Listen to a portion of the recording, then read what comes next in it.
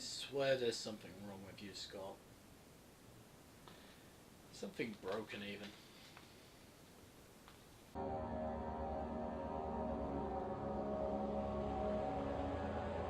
Like, I get your first proper game was, like, criticised for being horrifying or something, but how many children have you killed for this franchise?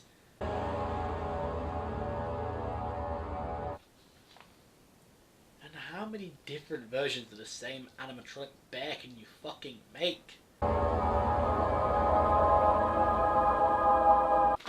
Okay, I get it. I'm late. I will get on that. Shut up. I'm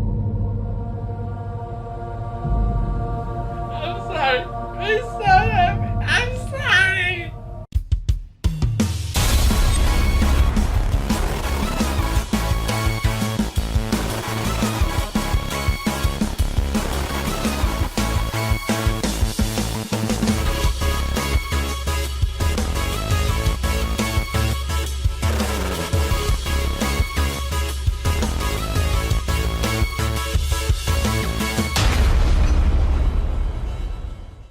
Salutations, Cinemasochists, I'm Darkest101, and I'm not giving up Halloween just yet. No, fuck that. I'm aware that I'm late by about 3 days. Late by about 3 days for a Halloween review, but I'm not giving it up. As far as I'm concerned, we're still in the month of Spookums. And, seeing as though it is still the month of Spookums, no matter what you might fucking say, I figured we could review a classic. Supposedly one of the scariest games ever made. This game, Amnesia, The Dark Descent. Quite a legacy to this one, I can tell you. I'm not going to erroneously say anything about this game being the first to do any number of things in a horror game, but I will say that this is the first pure horror game I've finished all the way through. So, you know, just putting that out there, I'm a chicken. And given that I am a fucking chicken, quite the horror game to finish, you might say. And boy, howdy was it a jump up on the old tensometer from playing Dino Crisis. I mean, Dino Crisis has its butt clench moments, but not in the same way that Amnesia does. Amnesia is on a whole other level of butt clench. So, what exactly makes Amnesia such a scary game? Let's start with the obvious. Amnesia is a dark game. And I don't mean like tonally, I mean visually. Like half of the game is in almost complete darkness. Unlike in The Science of Evil, however, it's intentionally dark and not a complete fuck up of design. And when I say complete darkness, this game does not take it easy on you with how dark it is. You know how some games, their darkness is still navigable without some sort of light? You know, games like Skyrim, it's still, you can walk around, you can see where you're going. Amnesia isn't like that. At all. When it's dark, you're lucky if you can see a few feet in front of you. You can develop a sense of night vision if you're in the dark for long enough, but you don't really want to be in the dark for that length of time. And why don't you want to be in the dark to develop night vision? Sanity effects. Amnesia's sanity effects are unforgiving considering that sanity drains for however long you're in the dark. And while ultimately losing sanity won't kill you, it will completely mess up your vision, create auditory hallucinations that seriously fuck with your brain, and give your controls a drunk tilt to it. Seriously, you'd be convinced that Daniel is drinking the lantern oil he keeps picking up. Which, I can tell you from experience, is not a good idea. I mean, do I have 3 years left to live? Yes. Yes, I do. That is the mistake of drinking lantern oil. But, was it a good night? No. Actually, now that I think about it, no, actually, it really wasn't.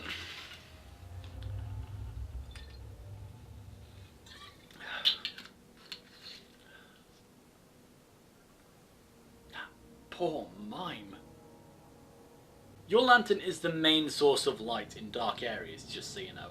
But the oil you find for the lantern is a rare resource that runs out way too often. Each jar of oil only refills around a quarter of the lantern too, so you have to be careful with how much you use. There are also barrels of oil that can be found as well, and the absolute relief I felt whenever I saw one of these bastards lurking in some dark corner. You'd swear I just had sex. Not an exaggeration, by the way. The relief I felt whenever I saw an oil barrel in this game,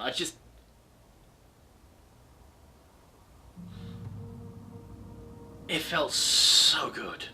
Another limited resource in this game are tinderboxes. Because you'll find various torches, candles or other things around the castle of Brennan that you can light using one of your tinderboxes to provide a sort of sanity recovery zone that doesn't run out of time. I mean, there may be story triggers that will cause these lights to blow out, but for the most part it does help you feel a little bit safer. But just like how the lantern shouldn't be kept lit at all time, tinderboxes shouldn't be used on every torch and candle you pass, because then you'll wind up in somewhere like storage with no tinderboxes, no oil, in the dark with the sound of the grunts the only thing to keep you company as you slowly descend deeper and deeper into complete madness. Ah yes, the grunts. Not the fun kind of grunts, by the way, I mean these ugly fucks. There are 3 enemies that you'll find in Amnesia. The grunts, the whatever the fuck the word on screen is, and the brutes.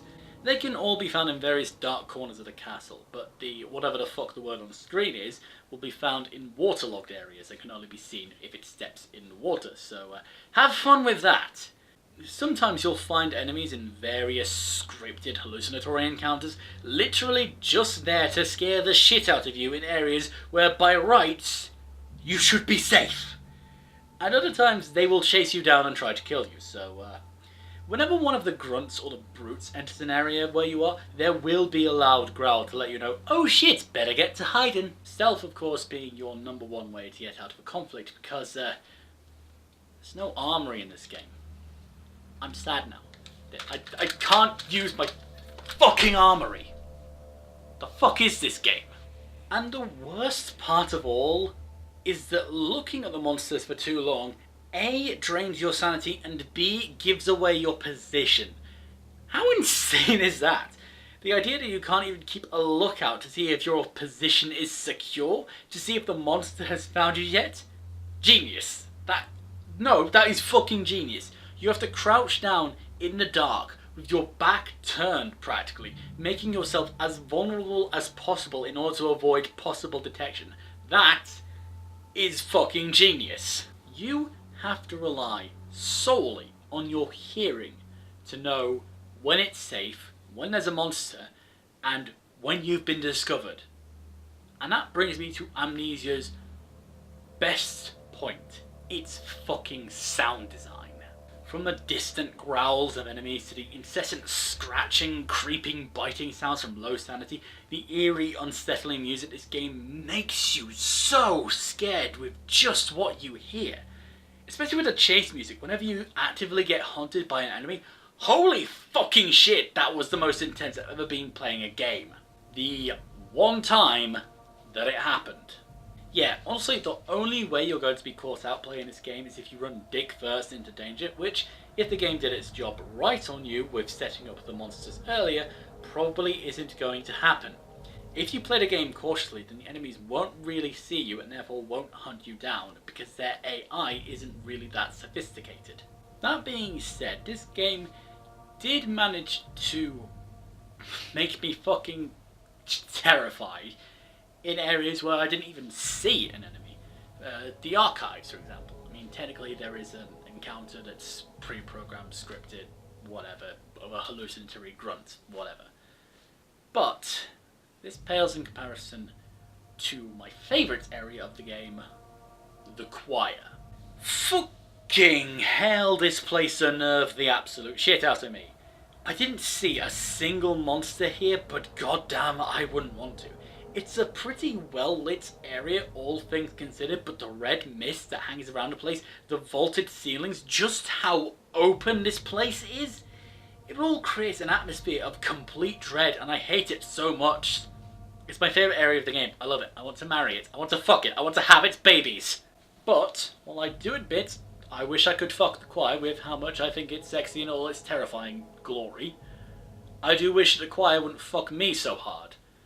Or at the very least, I wish it would apply some fucking lube first. You know, I'm a classy lady. You know, take me out to dinner first, maybe we'll catch a show, a movie, a play, whatever you want to see. Then maybe I'll take you back to my place, and before you stick it in my arse, put some goddamn lube on first. I, as you can probably tell, have no fucking segue into how we're going to talk about this story. I guess I must have amnesia. Forgetting is how the game begins. Daniel wandering around berating himself to remember after consuming some potion contrived to make him forget. The story is mostly explored through memories that Daniel recovers as he walks through the castle of Brennenburg and through Daniel's diary entries left around on the castle.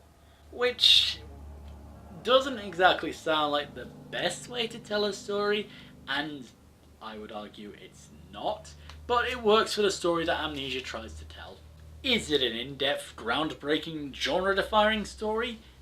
I'm really the wrong person to ask about this, honestly.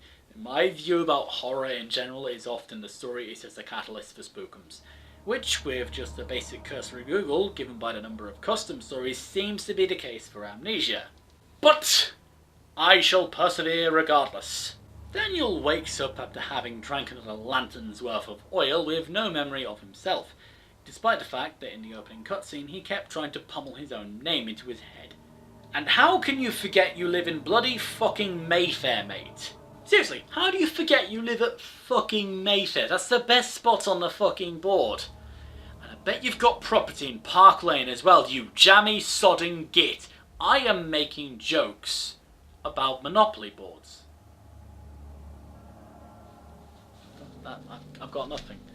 No, that's it. No, it's over. It's all over. No, fuck it. Anyhow, Daniel finds a note written before he got absolutely wasted, telling him he's going to have to kill Alexander, the game's villain. Oh, and also there's a shadow following him. Does Daniel not know how shadows work? I've got a fucking shadow behind me right now. If you didn't have a shadow following you, I'd be concerned, mate.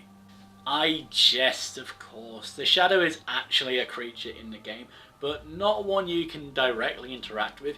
It creates this sort of weird, gross mess all over the place. As Daniel makes his way toward the inner sanctum, he finds his various diary entries detailing about his exploration into Algeria, of how he found, recovered and reassembled the fragmented pieces of a strange orb, how the shadow came to hunt him in England, how he found shelter under the guiding hand of Alexander of Brennenburg, how he directed Daniel into committing terrible ritualistic sacrifices and raiding the local villages to distract the shadow.